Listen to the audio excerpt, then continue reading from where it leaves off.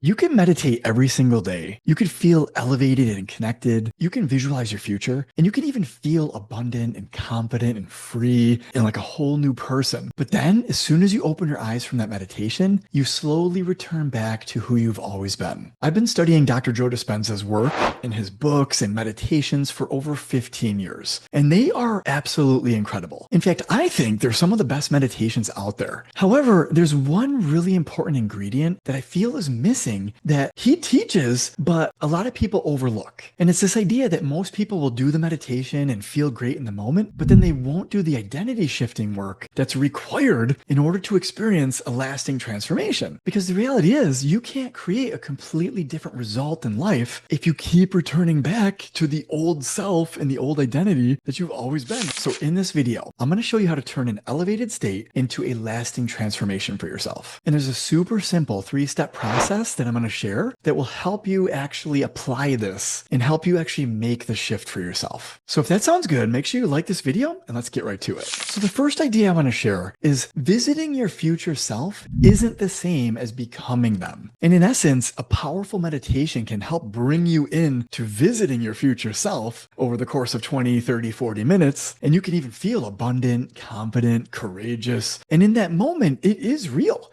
In fact, you even have shifted your timeline in that moment. However, as soon as you're done with the meditation, you simply return back to the old familiar default state and default ceiling that is already currently programmed within your subconscious mind. And so for the 30 to 60 minutes that you felt elevated, the rest of the 23 hours of your waking day and non-waking day, you simply return back. In other words, you finish the meditation feeling abundant, but then an hour later, you log in to check your bank account to see if anything changed yet. That's because the meditation helped you visit your future self, but your default reactions and thoughts and feelings and behavior override all that progress immediately afterwards. Because essentially, your old identity is waiting right outside the meditation for you. It's literally just waiting for you to finish, and then it gets its hooks back into you.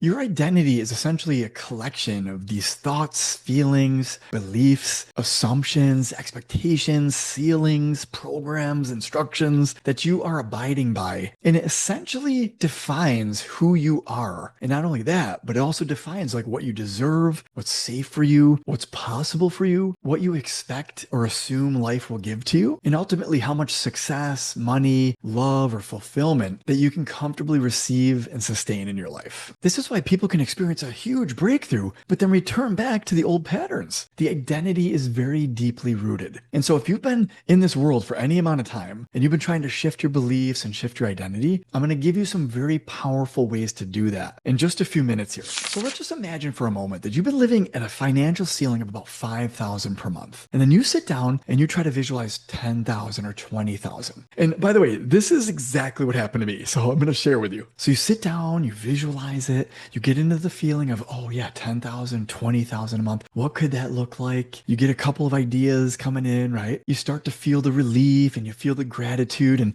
you start to feel that you're supported and all these things are working out during the meditation, right? And maybe you even really feel like you connect with that version of yourself during that visualization or meditation. But as soon as that experience ends, you return back to familiar thoughts, right? Like thoughts like, what if no one buys? Or where am I going to find my next client? Or I can't charge that much. I can't raise my prices. Or I need to be more grateful for the opportunities that are coming in, even if they're not aligned. So when you return back to these thoughts, those aren't random. They're almost like an echo of the identity that you've been living from. The main idea is you're not simply just trying to manifest more money in this case. What you're doing is you're asking your nervous system, your self-concept, and your identity to normalize a brand new level of receiving and allowing. So here's the distinction that changed everything for me. The goal isn't merely just to feel like your future self during the meditation. It's actually to stop automatically returning to your old self afterwards. There has to be this conscious and deliberate interruption, actually, of your old identity and those old patterns. And not only that, but there also has to be a new energetic contract that you're making that you are now going to be abundant from this point forward. So there's basically this letting go of your old identity, and then there's going to be this period of time where you step into your new identity, and it's going to be unfamiliar, it's going to be uncomfortable, but that's exactly what's required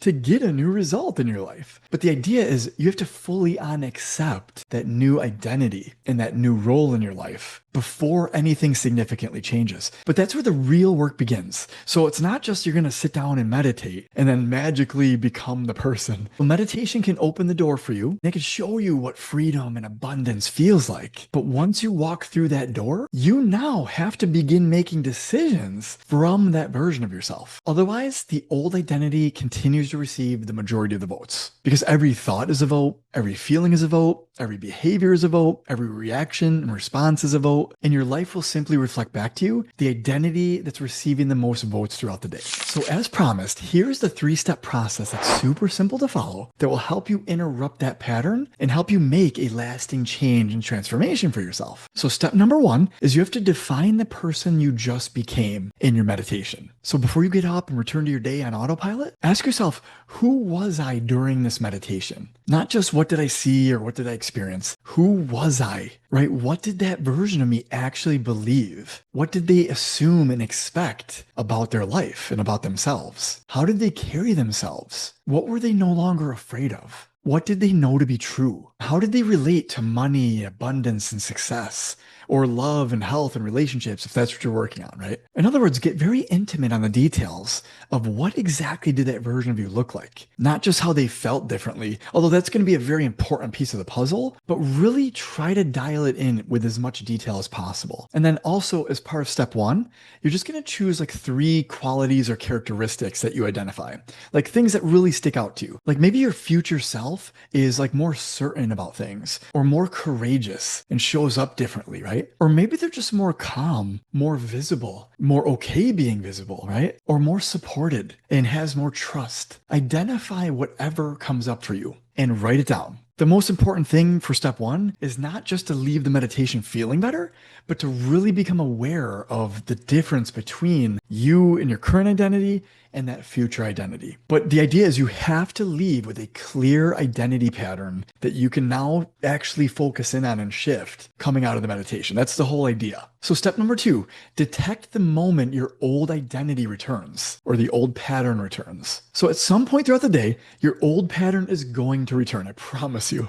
It doesn't matter how long you've been doing this, that programming has been installed for probably many years or maybe even many decades. So it is going to return at some point. And it's often triggered from circumstances. So you might experience like a financial setback. Maybe there's an unexpected bill or tax bill that shows up for you. Or maybe someone doesn't respond the way you thought, or they ghosted you. Or maybe one of the posts or videos you put out there didn't perform the way you thought it was gonna. Well, those moments aren't evidence that the meditation failed. They're your true test to see which identity you will respond from actually. So in other words, they're an amazing opportunity for you to learn the lesson you need to and respond from your elevated identity and state. Your patterns are your biggest teachers and lessons. And as soon as you identify one and actually deliberately interrupt it and choose a new, you are well on your way to becoming a new person. So in that moment, when you find your old self returning, simply pause and ask, all right, which version of me is going to respond here? How am I going to react to this tax or bill that just came in, right? To this circumstance. This is super powerful. This will help you actually start to embody that version of yourself that you need to embody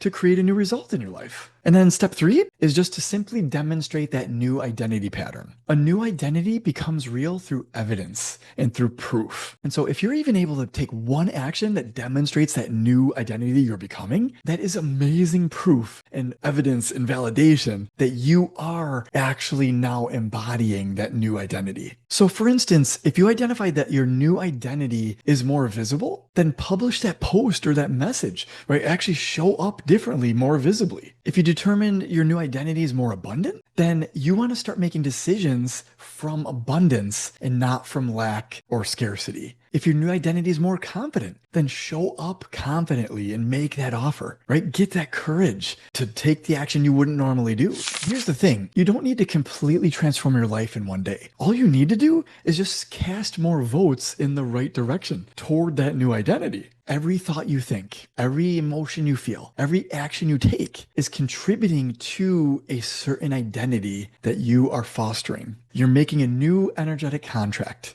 You're giving yourself permission to be that new version version of yourself. And then you innately start to say things like, I am abundant. I am worthy. I am deserving. I am important. I am valuable. I am safe to be visible and authentically myself. And what I found though is that this is especially powerful around money because most people unconsciously believe that their money ceiling is caused entirely by things like their value or worthiness or their title or credentials. Those things can all certainly play a role, but the reality is most people have an invisible inner ceiling that is a level of money that they are conditioned and programmed to receive, create, and sustain in their life right now. And when they begin moving beyond that level, they start to self-sabotage themselves. They might slow down, they might stop marketing or running ads, they might spend that money that they made just as fast as they made it, right? They might contract back and lower their prices because they don't trust. They're doubting themselves. They might become stressed or overwhelmed, or they might choose less aligned opportunities just out of fear that that's all that's going to come in, right? And ultimately return themselves into that familiar lack, scarcity, and struggle. And it's not because they consciously want less. It's just simply because their new ceiling hasn't become part of their identity yet. And that's why raising your money ceiling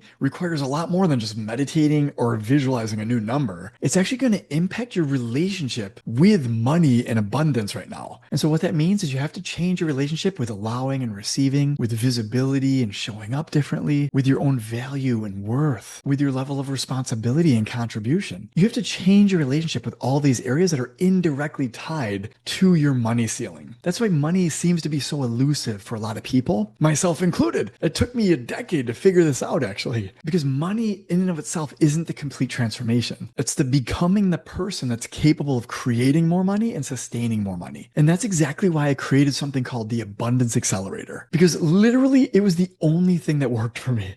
I tried everything to change my money situation, and this was the only thing that worked for me. It's a super simple program. It's 7 days long, and it utilizes the same kind of modalities as Dr. Joe Dispenza, where they're guided meditations 10 to 15 minutes a day for 7 days, and they're strategically designed to help you increase your money ceiling. And to do that, you have to shift some beliefs and identity patterns, and this guided meditation will guide you through that entire process. And it's not about forcing yourself to think more abundantly or positively, or pretending that your financial challenges don't exist. Quite the contrary, it's going to help your mind look at those problems differently and not respond in the same manner anymore. It's going to help train your mind and body to become more familiar and comfortable with receiving and allowing more money in. So I'll leave a link down below if that's of interest to you. But whether you use that or you simply apply what I share with you in today's video, I want you to remember this. Meditation introduces you to the person. It's like a window into the life of that version of yourself. However, your daily choices and contracts are what actually turn you into them. So before you leave this video, take a deep, slow breath in and think about that version of yourself you've been visualizing. The successful version, the abundant version, the healthy, confident version, the free version. Now ask yourself, what would that version of me do today? How would they respond to the reality that I'm facing right now? What decisions would they be making that I've been avoiding? What would they stop tolerating in their life? What action would they be taking on a regular basis? What would they finally allow themselves to receive? These are very powerful questions. Go through them and really connect with that version of yourself. And your job right now is simply just choose one action that that version of you would actually do in the next 24 hours. Because lasting change doesn't happen when you temporarily experience your future self. It happens when you stop returning back to that old identity afterwards. Your meditation may help you see your next level self, but your life actually changes the moment you start living as them. And so to solidify this idea on today's video, comment below, I am choosing to operate from my new identity.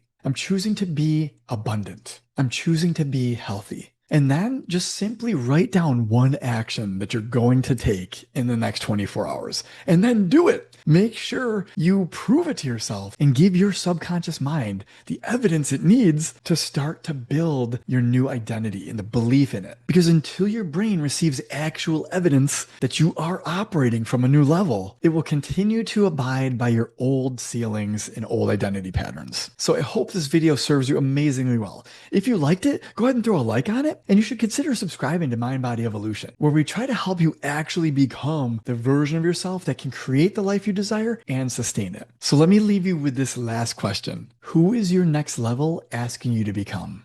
That shift begins now.